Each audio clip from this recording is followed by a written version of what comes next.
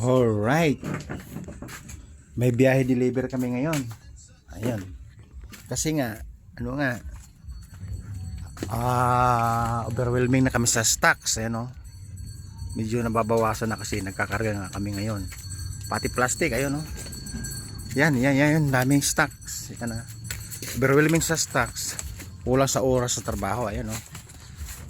Kakarga kami ngayon dahil para babiyahe. Pupunta na naman tayo sa kumpanya. Alright. Ayan. Kakargahan na yung Honda-Hondahan. Kasi guys, again, napagawa na yung Honda-Hondahan. Nakakulang 8,000 po yan.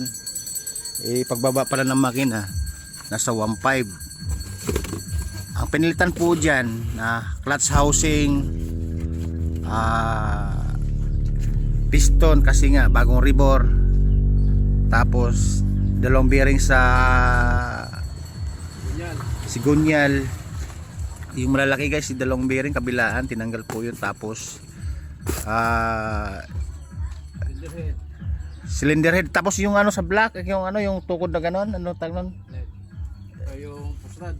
Pusrad guys. Kaya nga ano yan, naka 5.5 kami dyan. Tapos kasama yung ano, tapos bukod yung labor 1.5, kulang 8,000. Tapos siyempre nagpamerienda pa kami, right? Kaya lang bagong bago na ngayon, para siyang nilabas na sa kasa.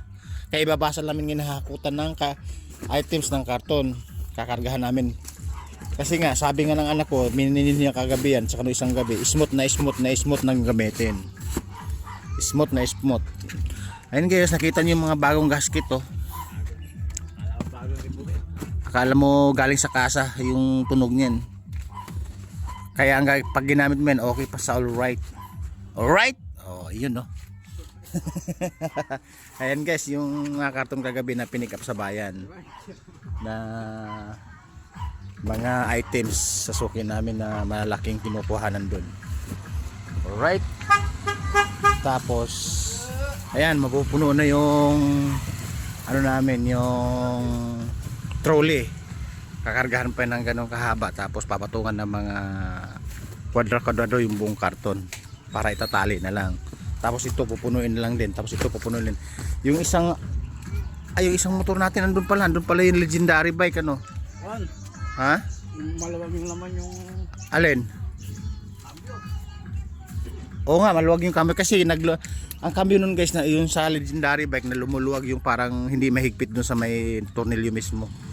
Yung cambio na ganyan, lumuwag yun sa legendary bike. Kaya hindi ko alam kung magtatlong motor kami ngayon kasi nga yung anak ko parang tinatamad pa eh. Tinatamad kay Emil sa gabi. So guys, mamaya pag may sinobra tayo, mag-iiwan na naman tayo bakas doon sa dinadaanan may highway sa Vergara Road, right? Kaya babiyahe kami ngayong araw to kasi overwhelming kami sa stocks din sa loob guys. Ayun o.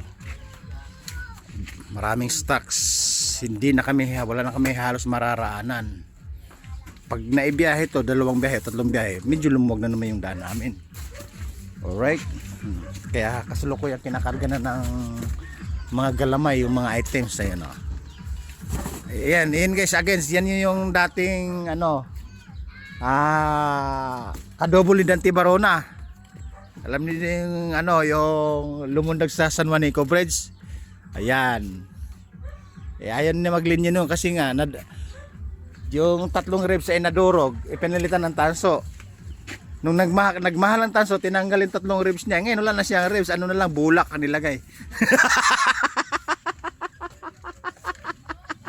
Guys, bulak yung 3 ribs. Ano ba pamumuhay gagawin doon? Lalambot-lambot. Yan yung ano, estranghero nakadouble ni Dante Barona nung araw, nung kasalukuyan lumundag doon sa may San Juanico Bridge kasi masyado kasi mataas yung tulay na yan guys, mataas masyado kaya naghanap ng kadouble. Yan yung kadouble sa ano, kadouble ni Dante Barona. Kasi kung naalala niyo guys yung pamagat na ginanap ni Dante Barona nung latest 80s, yun yung ang pamagat lumundag ka sa bangin. Ayun o. Kaso lumundag sa tulay. nga, lumundag sa tulay.